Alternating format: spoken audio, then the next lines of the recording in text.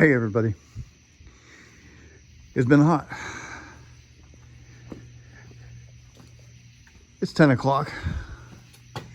This temperature is,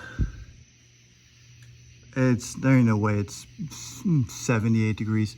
The humidity is 91%. That says it all right there.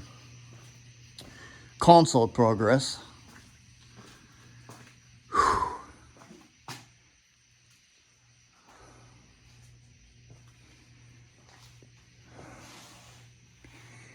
Conveyor got it right. These extensions that bolt on or screw on here and here on this side, here and here on this side, they're removable. Of course, there's going to be nut plates under here. Everywhere there's a screw on the B-36, there's a nut plate. And for every nut plate, there's 2 rivets. So go figure. But these things are going to be easy to wire up. Some of the things we got going on here are, of course, your lighting panels or your lighting bulb holders, whatever they're called, sockets. I did want to get the lighting panels here for this video, but I found an inaccuracy, which I'll point out in a moment. But what do you got on here? Whew, it's been a long day. You push this button, this stops the emergency horn from horning in the airplane. These 3 switches, which I only have 1, these are for your flaps. You've got your inboard center and outboard flaps on either side. This will be spring loaded with a torsion spring as soon as I can figure out how to make one. But as I said last video, this is for your this is your landing gear, raise and lower, and this is for your brake pump. These are ganged, so when you push this one goes with it. However, when you go this one forward, this one is independent. Interestingly, on this door, Conveyor put a piece of Bakelite, which I don't have, 1/16 of an inch, to raise it level with this surface. And on top of that, there's going to be the same size as the lighting panel, so this will be flush. So they really went out of their way to ensure that this area is perfectly flush. And so did I. These 2 switches here are for your landing lights. Now, I don't want to break any hearts, but I got to let y'all know that I did have my landing light hooked up and it was pumping 24 volts out there, but it died. It's 80 years old, go figure. But if you look on the side of the B-36 and several other aircraft of that era, you got this big old light. It's down there on the fuselage. 24 volts, and it's got a motor. What happens is, this switch is for the one on that side of the airplane. This switch is for this one here.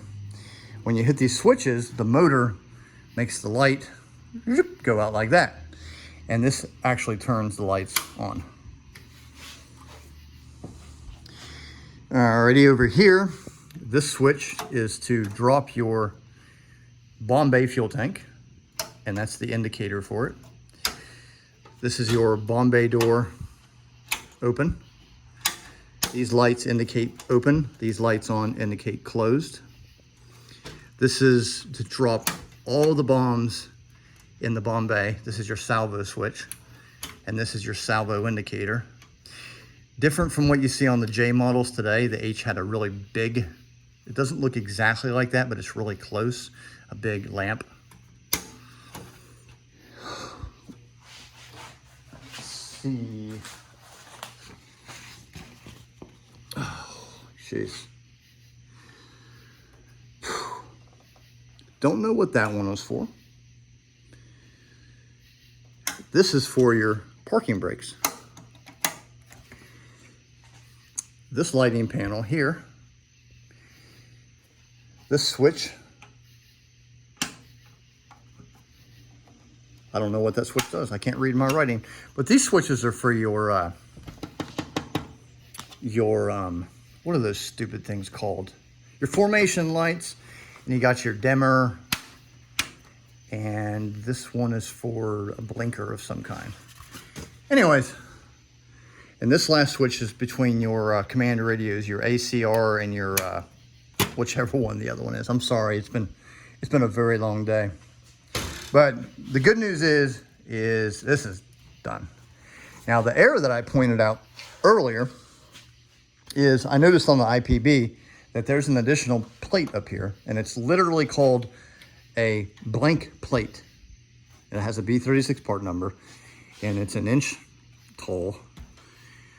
So I realized I can't fit that in there.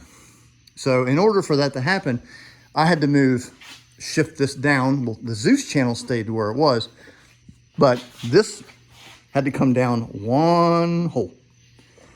So I had to shorten this brace by like 1/4 of an inch, which meant I had to take it out. I had to de-rivet it.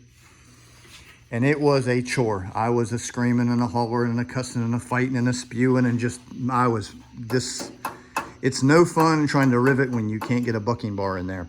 So I had to drill that hole to be able to get the buck in there to get that rivet on that holds the main brace on there. Whew. But good news is probably tomorrow I will get the lighting panels built for these guys. And I worried myself to death for the turbo supercharger selector right here. I had the part number for the one used on the early model and the late model. It's made by Minneapolis Honeywell, the same folks who made this guy. There's barely any mention of it anywhere on the internet. There's no sales history. It's like it never existed, only in the B-36s. So I said, well, how am I gonna get this? Because I gotta have the feel of it. I'd like to have a real one, of course. So I just, I broke down and I couldn't figure out what I was gonna do. Pretty much went into a panic attack. And then I realized the one that's on the flight deck, the flight engineer station, is the same thing exactly, right up to the knob, turbo supercharger. So all I have to do is copy that, disassemble that, and see what makes it have this nice, firm, but smooth action to it, and put that right there. Because that is actually, they're linked. When you move this guy here, this one moves simultaneously. And once I get this built, then I will know where it fits, which will affect the surrounding areas inside here. Whew, I really wish I could have got that light working because it was pretty brilliant out there. Maybe next time. Whew, I can't wait for the fall. Or around here, it'll be winter before it cools down a little bit, so I can't wait for the winter.